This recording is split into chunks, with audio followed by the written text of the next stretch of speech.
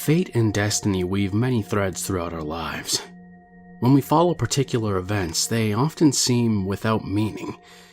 Yet it's only when we step back that we start to see the bigger picture. We see how the individual strands, all the chance events, all the encounters we have, all connect together to document our past. They only make sense when you see the whole tapestry. Our chance encounters, our joys, our regrets, our fears. In the greater scheme of things, everything has its place, even if we don't understand the reasons. And sometimes, in stepping back, we see those individual strands in a completely different light. We see how it all fits together. Doing so can illuminate the mysteries of our past, but can also reveal that the truth is stranger and holds even more mystery. What seemed like another routine interview turned out to be such a strand. When Steve and I met with Satya, as we unraveled her story over several sessions, we found so many threads knotted together that by the end, we didn't know what to think or believe. Satya was another patient Steve was interviewing for his thesis. She was larger than life, figuratively and metaphorically, a generously proportioned woman with a boisterous and loving personality. We barely had a chance to introduce ourselves before she gave us both a hug in greeting. She was the most unlikely candidate for MDD, major depressive disorder, aka clinical depression, that we'd seen. She had grown up in a Cambodian orphanage with 6 other kids. Though she never knew her parents, her childhood there was mostly a happy one. She was given a good education, even better than most other kids in the public schools nearby, and had the chance to get a good career in accounting. But growing up, though, she never felt her destiny was to be great or important to the world. Instead, she felt her contribution would be to teach others to be great and important. So, as a sign of appreciation for the opportunities she'd been given, she became a teacher for underprivileged kids. She loved her job and loved working with children, both her own and those in her care. She had been in and out of therapy since the funeral for Father Abraham, the patron of their orphanage, about 2 years ago. A Jesuit priest from Portugal, he'd moved from place to place before settling in Cambodia to do his work. He wasn't just a father in title, though.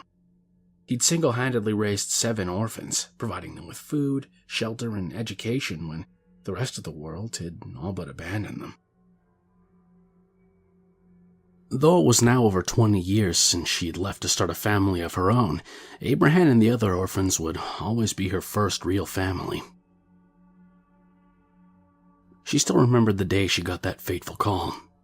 She was preparing dinner, as fate would have it, Vina de los, a traditional Portuguese dish of marinated pork, the way Abraham had first taught her. It was something she cooked once a month. Not just because of the happy memories it brought her, but also because she was still experimenting with the recipe.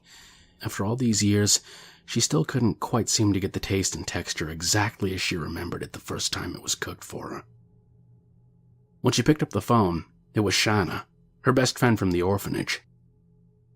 She immediately sensed something was wrong with the quiet sobbing on the line.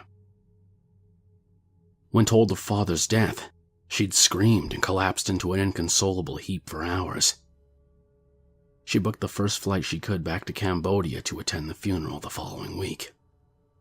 She also joined Shanna at the service, along with 3 other orphans she'd not seen for years: Afonso, Kong, and Roxa. It was a moving, if subdued, funeral. After the orphanage had closed down, Abraham joined a small mission in a rural village, spending the rest of his days praying in solitude. They were the closest thing Abraham had to family. Most of the other attendees were strangers to Satya. Afterwards, the old group of friends caught up to reminisce about their childhood and swap memories of Father. Soon, conversation turned to the 2 other orphans that were not present, Clement and Joaquim. Both had died years earlier, their life cut all too short by fate and circumstance. Clement was their eldest brother and was fiercely protective of them growing up. Though he sometimes abused his position of being the oldest, as young boys tend to do, he would always be there to look after the kids when Father had to leave the orphanage on business. Satya remembered once during the water festival, a boy had stolen her toy water gun that Father had given her. Clement tracked that boy down and broke his nose, and spent a night in a prison cell for his effort. That did little to change his ways, though. He was never shy of standing up for others, particularly the weak, and dispensing justice. So it was on one fateful night that he saw a beggar having his meager belongings stolen. He was stabbed from behind as he was trying to prevent the minor robbery. His life was extinguished over a fight for 84 cents. Joaquim's death was no less tragic. He had committed suicide a few months earlier. Kong, his roommate, was the person to discover Joaquim's body after returning from his shift at the grocery store. Walking into the bathroom, he found Joaquim lying on the floor, with an empty bottle of bleach tipped over beside him. Fumbling for the phone to call for help, the medics had arrived too late. The bleach had burned through his throat, esophagus, and stomach. At Joaquim's funeral, Kong was too distraught to say much more. But at the time of Abraham's funeral, he was ready to reopen that wound. And he admitted to the group that there was some information that he left out in his report to the police. That Joaquim was still alive when he walked in. He was on the floor, eyes bloodshot and tears streaming down his face. When he spotted Kong, he struggled to mouth some words. Kong got close enough to hear him whisper, "We had 8 orphans. 8 orphans." Before finally clutching his chest in pain and going into shock. He died before Alfonso could make a call for medical help. That would have meant nothing to the police, but it immediately changed the mood of the group. A chill went up their spines. They had not spoken of it for years, but they each have always felt there was an extra orphan in their group. None of them could ever remember seeing the 8th. They couldn't describe what he looked like or where he was from. For as long as they could remember, there was always 7 of them growing up with Father Abraham. But they all had an unshakable, unexplainable feeling that someone was missing. When they had first spoken to Abraham about it, he had laughed it off and asked the children to count themselves and see. It would always come to 7. When they had persisted in questioning, it was the first and only time that they'd seen Father get angry. He forbade them to ever mention it again, and would punish anyone who spoke of it. He said he didn't want the community thinking he could not teach his children something as simple as counting to 10. Now that Father had gone, it was as if a taboo had been lifted, so they spent the night swapping the secret memories they had held onto for years. Kong started by confessing that he felt there was an 8th from the very first day they arrived. On the old bus to the orphanage, he recalled that they were all paired up and all 8 passenger seats were filled.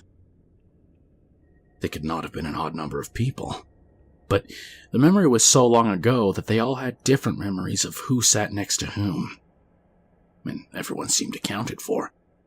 None of them could recall any person that didn't match the description of the 7. Roxa then stepped the group through the activities on the first day. It was such a mix of emotions for them. With so many activities, being shown around the small orphanage, learning the rules, meeting the guard dogs, being assigned beds, cleaning their areas, even learning to cook their own lunch. By mid-afternoon, after chatting individually with Father, they were all exhausted and had an afternoon nap. They didn't wake up again until dinner time. "But there were always just 7 beds in our room," stated Afonso. "That means there were only 7 of us, right?" "Let's see. There were 3 beds along the wall with the door, and 4 beds on the opposite side. I don't think another bed could have fitted in," replied Roxa. "They were big beds for little children, though," argued Chana. "If we pushed 2 of them together, 3 of us could have slept in that. Maybe, but the beds were never together, right? Father would not allow that. So that still leaves us with 7, retorted Afonso. What if the 8th didn't need to sleep? Everyone went quiet and looked at Roxa. Well, I never told anyone this but Father, Roxa continued. But on that first night, I couldn't sleep. I stayed in the bed listening to you all sleep. I heard the door open, then saw the outline of a small boy at the door. I got up and said, "Go to bed or Father will be mad," thinking it was one of you. But the boy then turned around and vanished. I almost screamed, except I was too afraid to. I just stayed under the blanket until morning. Father said it was just a bad dream. Oh Lord, I always thought the orphanage was haunted, admitted Shauna.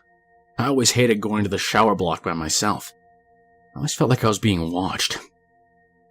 I thought it was you boys at first, but a few times I saw a shadow in a corner, but it would disappear when I looked at it. Yeah, Joaquim did try and sneak a look once, but that one time Joaquim got in trouble for it? Asked Kong. It wasn't him.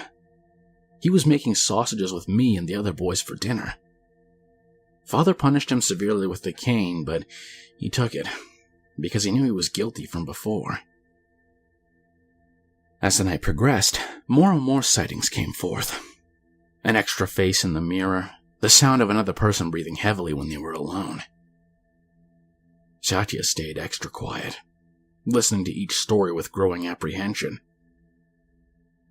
Eventually, Shauna noticed and asked her what was wrong and why she wasn't talking. I, too, saw the 8th. I remember now, though I tried so hard to forget. Lord, I tried so hard to forget. Father told me it was a bad dream, a nightmare, and to forget, cried Satya. I kept seeing the boy, too. I thought maybe he was a spirit.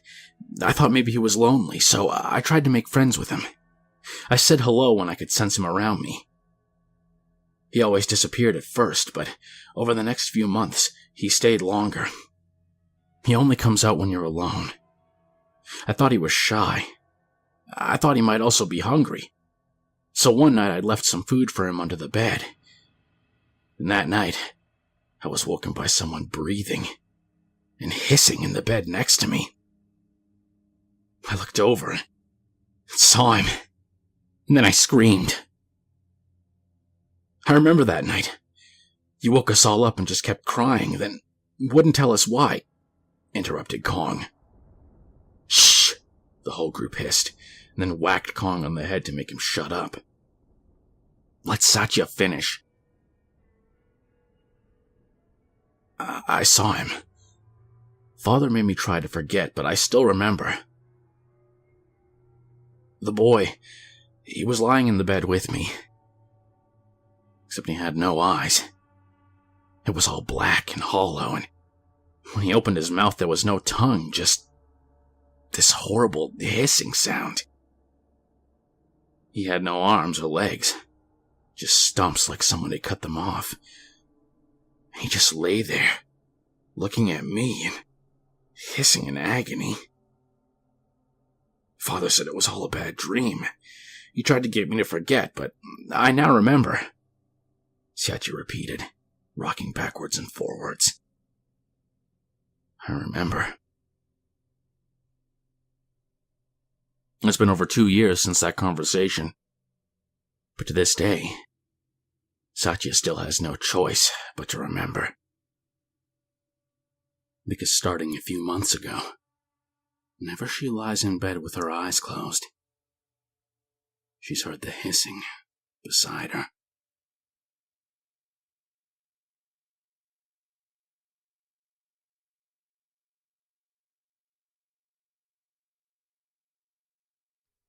If you made it this far, I hope you'll follow me on Twitter at KingSpook Creepy. Also, if you're feeling generous, I'd appreciate it if you'd donate even $1 to my Patreon over at patreon.com/kingspook. Every dollar helps. The hope is eventually I'll be able to get enough through Patreon that I can do this full time. Thanks for watching.